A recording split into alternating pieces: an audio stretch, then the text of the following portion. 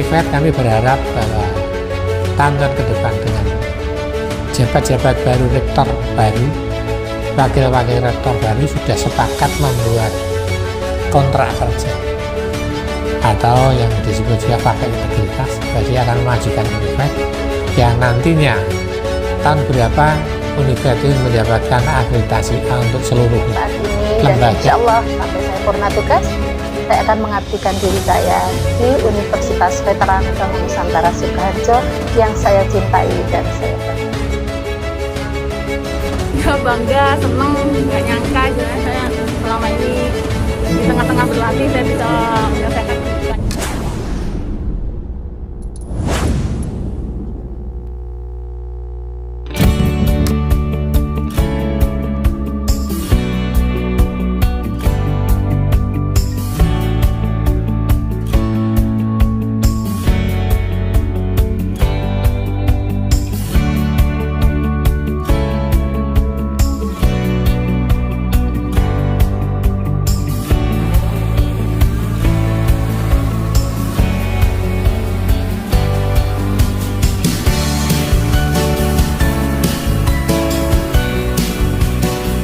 YPPP Veteran Sukoharjo didirikan berdasarkan Akte Nomor 105 tanggal 24 September 2008, Jonto Akte Nomor 7 tanggal 9 November 1979. YPPP Veteran Sukoharjo mendirikan SMP Veteran Manyaran Wonogiri, SMK Veteran 1 Sukoharjo, dan Universitas Veteran Bangun Nusantara Sukoharjo yang berasal dari Institut Keguruan dan Ilmu Pendidikan atau IKIP Veteran Sukoharjo. Pengembangan menjadi universitas terjadi antara tahun 1987 hingga 1992 dari IKIP menjadi universitas.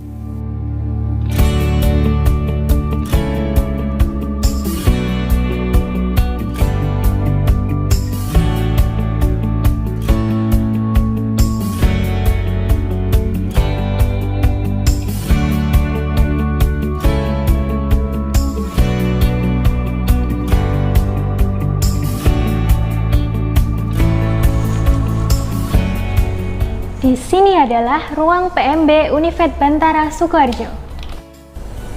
Calon pendaftar mahasiswa baru dapat mendaftar secara offline, secara langsung di kantor PMB Univet Bantara, atau secara online melalui website di pmb.univetbantara.ac.id.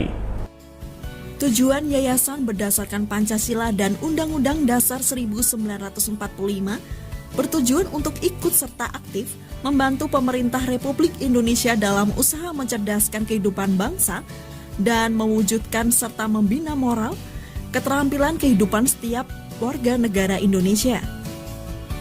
Landasan kerja mental dan sikap sesuai dengan nilai-nilai kejuangan 17 Agustus 1945 dengan moto pejuang pendidik dan pendidik pejuang. Patuh dan taat kepada ketentuan atau aturan yang berlaku. Jujur cinta kebenaran, kesetiaan mental dan sikap menolong kelancaran tercapaian tujuan. Setia kepada Undang-Undang Dasar 45 dan NKRI, setia kepada Undang-Undang Yayasan, setia kepada ADART Yayasan, setia kepada kebijakan Yayasan, menimbulkan kerjasama yang serasi, bantu-membantu dalam pelaksanaan tugas, kerjasama saling hormat menghormati, serta beban berat bisa menjadi ringan. Saling hormat menghormati, bersikap santun, menjaga nama baik kawan, bantu binantu, tolong menolong, serta menumbuhkan silaturahmi.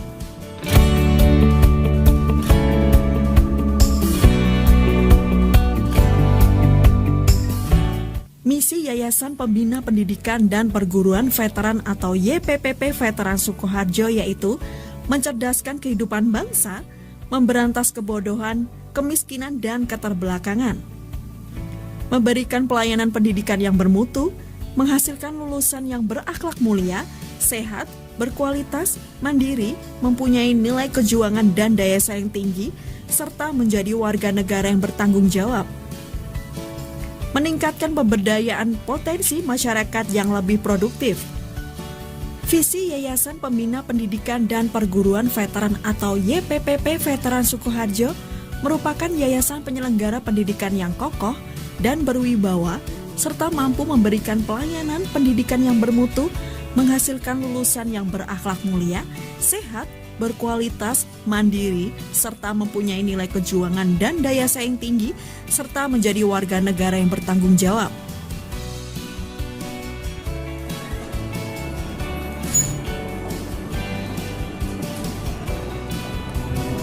Ini adalah laboratorium dan sekaligus studio Unifed TV. Studio ini digunakan untuk praktikum sekaligus membuat konten Unifed.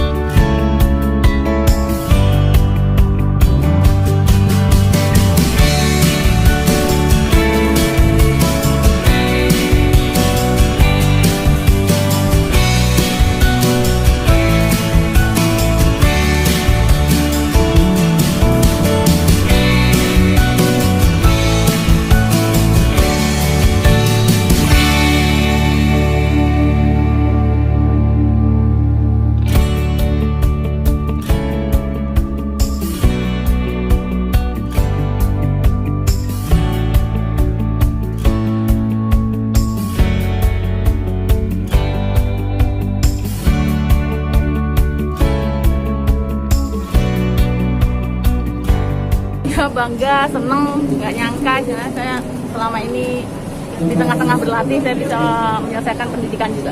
Sampai saat ini dan insya Allah sampai saya purna tugas, saya akan mengabdikan diri saya di Universitas Veteran Bangun Nusantara Sukoharjo yang saya cintai dan saya banggakan. Melihat kondisi pendidikan di Indonesia pada umumnya saat ini dan juga melihat potensi yang ada di Universitas Veteran Bangun Nusantara Sukoharjo, maka atas dukungan dari yayasan, dari pembina dan juga senat serta para dosen dan karyawan, maka saya memberanikan diri untuk mencalonkan diri sebagai rektor di Unifed Bantara Sukoharjo dengan harapan saya bisa memberikan kontribusi yang positif terhadap kemajuan Unifed di masa yang akan datang. Visi misi saya adalah ingin meningkatkan status akreditasi universitas maupun program studi untuk menuju universitas yang unggul dengan meningkatkan kinerja para dosen, juga karyawan, serta mengembangkan sistem informasi berbasis digital.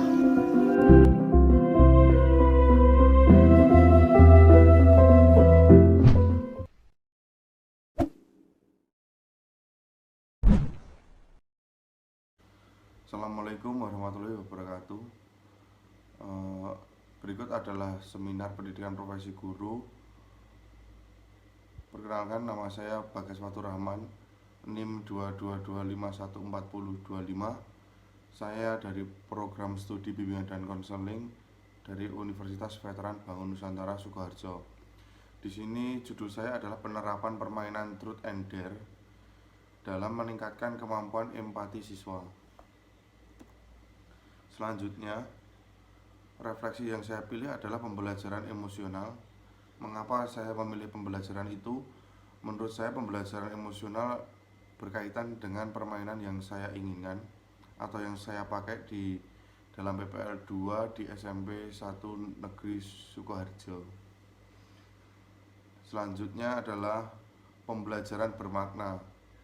Di sini pembelajaran bermakna yang saya dapatkan setelah mempelajari pembelajaran emosional adalah guru peserta didik memahami pentingnya pembelajaran emosional.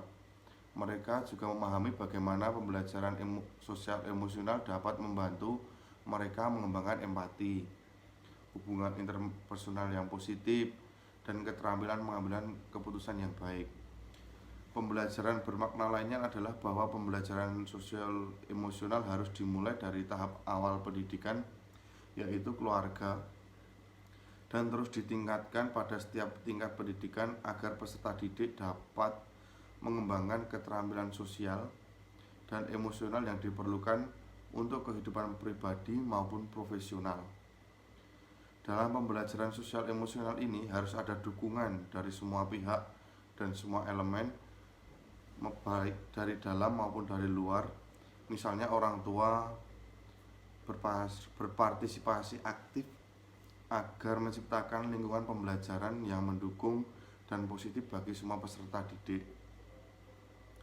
Selanjutnya saya akan menggunakan ilmu yang saya dapatkan dan sangat berharga ini ketika saya kuliah di Universitas Veteran Bangun Nusantara sebagai langkah yang besar atau menapaki jalan yang baik untuk guru BK. Saya ingin menjadi guru BK yang mampu menciptakan sekolah well-being dalam program BK yang menerapkan pembelajaran sosio-emosional di dalamnya serta mempertimbangkan gaya belajar peserta didik. Selanjutnya, sedikit saya jelaskan pembelajaran sosial emosional, yaitu pembelajaran sosial emosional adalah proses untuk membantu individu, baik anak ataupun dewasa, untuk mengembangkan kemampuan dasar hidup yang lebih baik. Selanjutnya, individu tidak hanya fokus pada diri sendiri ataupun hanya pada keterampilan, kompetensi, tetapi juga pada relasi yang baik dengan orang lain dan lingkungan, baik lingkungan rumah ataupun lingkungan sekolahan. Di sini saya mengambil desain intervensi, yaitu penerapan permainan Truth and Dare dalam meningkatkan kemampuan empati. Latar belakang adanya yang kurang peduli antar sesama siswa dan siswi itu hampir kebanyakan di kabupaten saat ini. Selanjutnya adanya kasus bullying atau perundungan dan permasalahan sosial lain karena kurangnya rasa empati. Lunturnya norma sosial akibat kurangnya rasa empati. Di sini saya akan menjelaskan sedikit tentang empati. Empati merupakan salah satu keterampilan yang harus dimiliki oleh guru bimbingan dan konseling dalam mengimplementasikan pembelajaran sosial emosional. Dalam pembelajaran sosial emosional, empati merupakan salah satu kompetensi EMC2 yang dimana kompetensi harus dimiliki seseorang individu. Empati adalah kemampuan untuk memahami atau merasakan apa yang dialami orang lain dari sudut pandang mereka, yakni kapasitas untuk menempatkan diri sendiri pada posisi orang lain.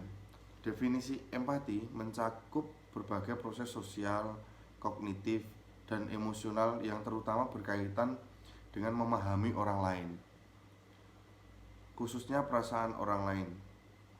Empati terdiri dari berbagai jenis, yaitu empati kognitif, empati emosional atau afektif, empati somatik, empati spiritual. Empati adalah kemampuan berkembang seiring waktu dan cenderung meningkat seiring bertambahnya usia. Empati merupakan suatu aktivitas untuk memahami apa yang sedang dipikirkan dan dirasakan orang lain, serta apa yang dipikirkan dan dirasakan oleh bersangkutan terhadap kondisi yang dialami orang lain. Terlepas dari aktivitas untuk memahami orang lain tersebut, setiap individu juga harus tetap mempertimbangkan kontrol dirinya. Sehingga individu juga harus tetap mempertimbangkan kontrol dirinya sendiri, sehingga secara sadar tidak melakukan empati dengan hanyut dalam suasana orang lain, melainkan memahami apa yang dirasakan orang lain. Mengapa empati penting bagi peserta didik dan mengapa saya mengambil materi ini?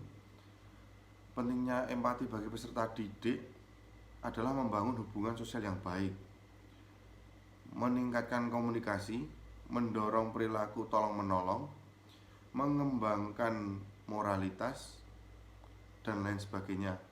Dengan merasakan dan memahami perasaan orang lain, peserta didik dapat mengembangkan rasa empati yang menjadi dasar moralitas. Mereka akan lebih cenderung untuk berperilaku moral, menghormati orang lain, dan bertindak dengan kebaikan hati dan meningkatkan keterampilan sosial.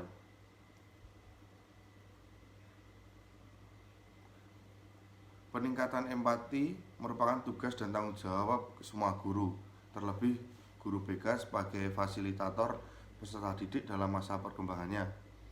Hal yang tidak bisa dilakukan guru BK untuk meningkatkan rasa empati pada diri peserta didik adalah memberikan dengan cara bimbingan kelompok maupun konseling individu. Pelaksanaan bimbingan kelompok diperlukan media juga, di mana di sini nanti saya akan memberikan permainan yang saya lakukan selama saya PPL di SMP Negeri 1 Sukoharjo.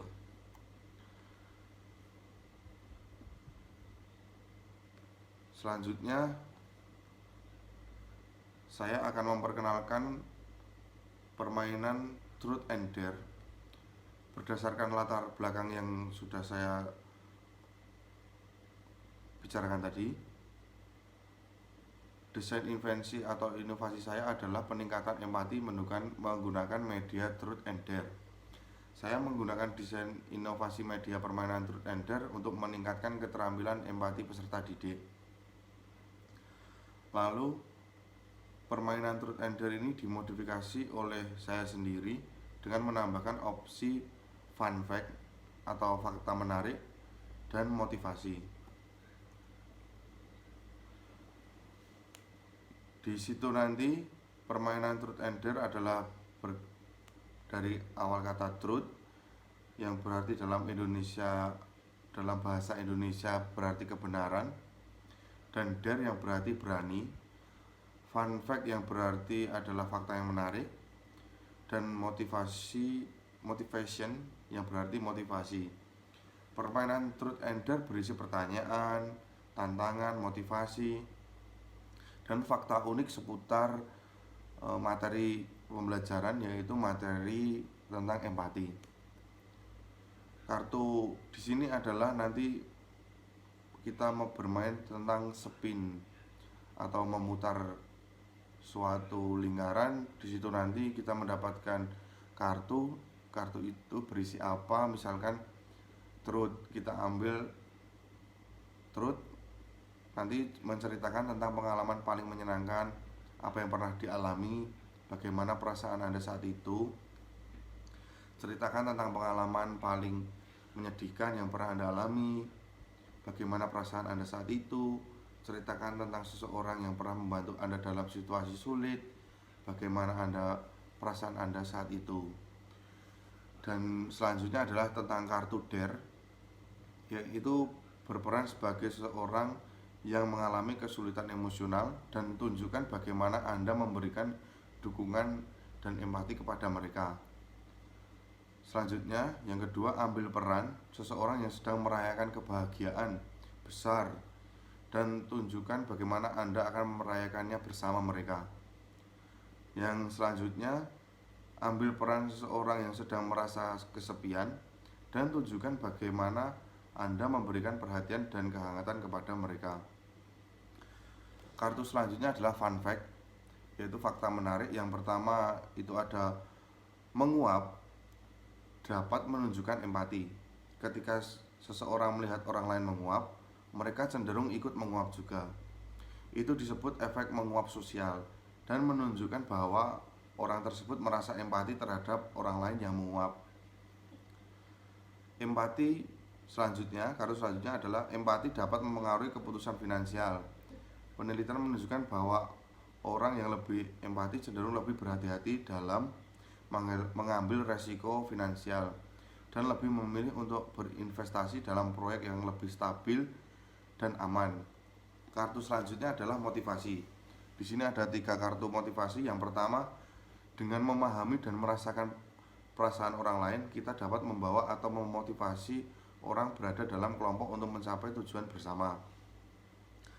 Kartu yang kedua, empati adalah kunci membangun hubungan yang sehat dan saling menguntungkan. Dengan memahami dan merasakan perasaan orang lain, kita dapat menciptakan lingkungan yang lebih empati dan peduli. Kartu yang ketiga, kita perlu memiliki empati. Ketika kita kehilangan empati, kita kehilangan kemanusiaan kita. Selanjutnya adalah sasaran layanan.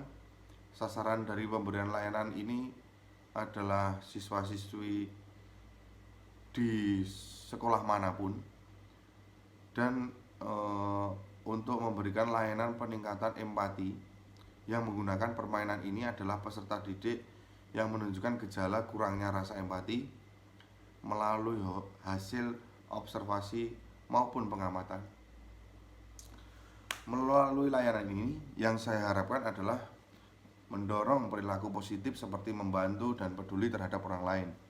Selanjutnya, meningkatkan kemampuan dalam memahami dan merasakan perasaan orang lain. Yang ketiga, memperluas pemahaman tentang perspektif dan sudut pandang yang berbeda. Sedangkan yang keempat, mengembangkan sikap toleran dan menghargai terhadap perbedaan. Yang kelima, meningkatkan kemampuan dalam memecahkan masalah secara efektif dan berempati. Tindak lanjut dalam melaksanakan layanan bimbingan ini adalah saya menggunakan bimbingan kelompok dengan media Truth and Dare.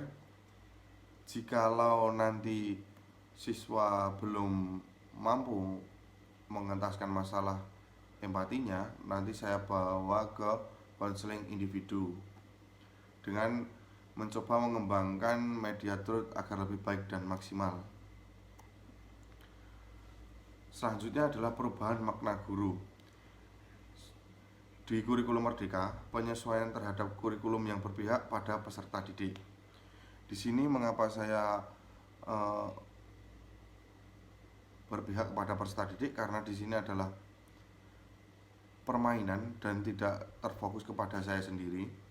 Selanjutnya, peran guru. Pembelajaran yang dilaksanakan guru dapat memberikan perubahan pada peserta didik, baik aspek pengetahuan maupun aspek sikap.